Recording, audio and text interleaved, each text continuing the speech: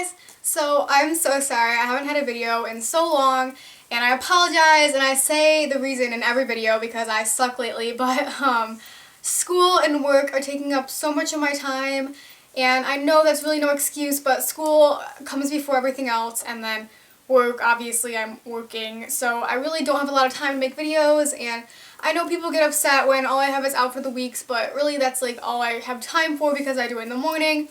But I have time today, so I am going to do a video. So if you're a really long time viewer, you might remember a tips on getting a healthier, longer hair video I did, and that actually got a lot of views, but it is so old. It's like 2 or 3 years old, and a lot of people were asking for me to do like an updated version or like a hair care routine or tips on how to get healthier, longer hair or something.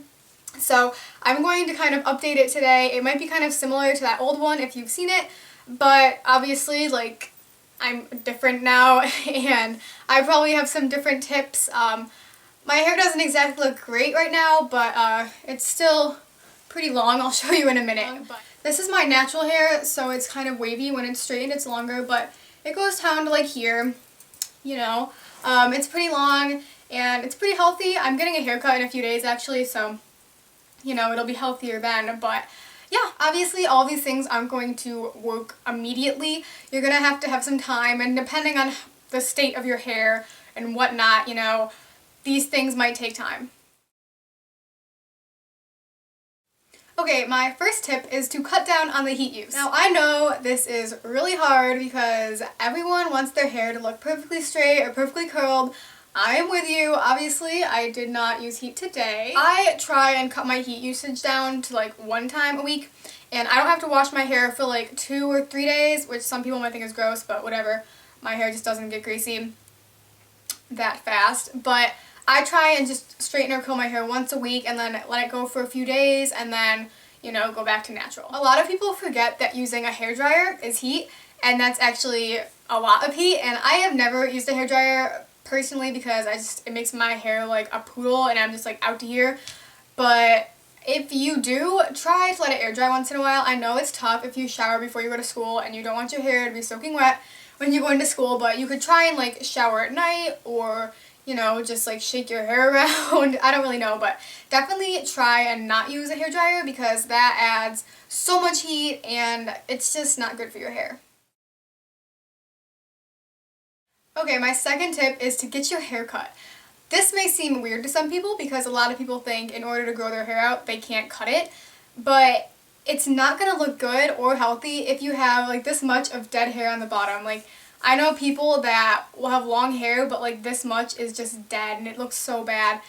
And honestly, I know you want long hair, but you have to get it cut off or else it's never going to look good. And once you cut off the bad part, you know, it'll grow in faster because your hair won't have as many split ends. They won't be splitting all the way up your hair and breaking and all that nasty stuff. So just get a haircut. You don't have to get it like every 6 weeks or whatever they say. I get my hair cut like every 3 months because that's when I go in to get it highlighted. But, you know, it doesn't really matter. Honestly, I went like 6 months before. One time I went a year. That was a bad time. But as long as you get it cut like 2 or 3 times a year, you know, don't get obviously like 4 inches cut off if you want to grow out your hair unless that's how much is dead, because then it's going to be really hard to grow out.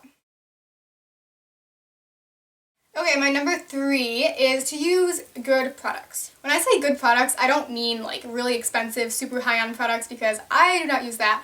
I hate spending lots of money on hair products and makeup and that kind of stuff, so I just stick to drugstore. So honestly, products can really help your natural hair, and I'm just going to show you a few of the ones that I use. These are all by Aussie. I really love Aussie. It's super affordable, it smells amazing, and you can get it at like any drugstore or Target or Walmart or whatever. So this is the Aussie hair insurance, and this is the split end protector. So I put this in on my ends sometimes after I get out of the shower, and this will kind of just help your split ends, I guess. I don't really know.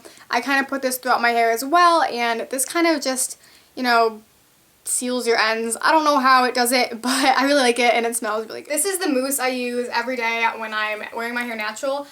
It works so amazing. This is all I put in my hair when I do it, and it gets rid of all the frizz. It's really great. It's the Aussie Sprunch, and it's just the mousse, and it smells amazing. It does not make your hair crunchy at all. It is fabulous, and it's like $3, So definitely get this. It's also a leave-in conditioner, so it makes your hair really soft and it just makes it look healthier and feel healthier. So I love this. My last Aussie product, I don't even know if they sell anymore because I ran out of this and I tried to get another one and I couldn't find it. This is also under the hair insurance line, but it's a spray and it says it's a leave-in conditioner. So that's why I have those two things, because I was kind of trying to find this again.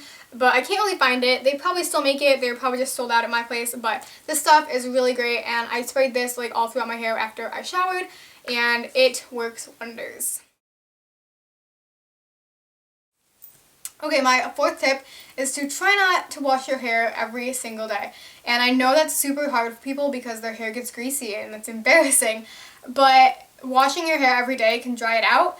And, you know, the more you wash it, especially if you don't like your natural hair, the more you're going to want to, like, use heat. So I try to go, like, 2 or 3 days. And tips for that is, like, the first 2 days my hair is not greasy, but on the last day I'll either use baby powder or dry shampoo. And I will normally put my hair up, so in a ponytail or a bun, and then you can add like a headband or something, like one of the thick ones, like right here, and then you can't even tell your hair's greasy. My last tip I don't really do this, obviously, because I said I highlight my hair, but it's to try not to switch your hair colors too often or bleach your hair. So I'm kind of contradicting myself because my hair was brown. I don't know, but what I'm really trying to say is people that will buy like the box dyes, which there's nothing wrong with that, but if they will have like dark hair and then they'll bleach it completely and then they won't like it, so they'll like bleach it more and then they'll dip dye it and then they'll go back dark and they'll like switch all the time, and that's like not good for your hair, especially if your hair is already damaged. Like my hair is pretty not really damaged, so it's okay for me to get the highlights, I think, but some people will do it and they're just damaging their hair even more and more. So just kind of limit the times you dye your hair. You don't really need it like every few weeks. Like I go 3 months and I'm due for a hair appointment and it's not really bad at all. I mean, you know, ombre is in, so if you have dark hair, you know, just let it flow, you know.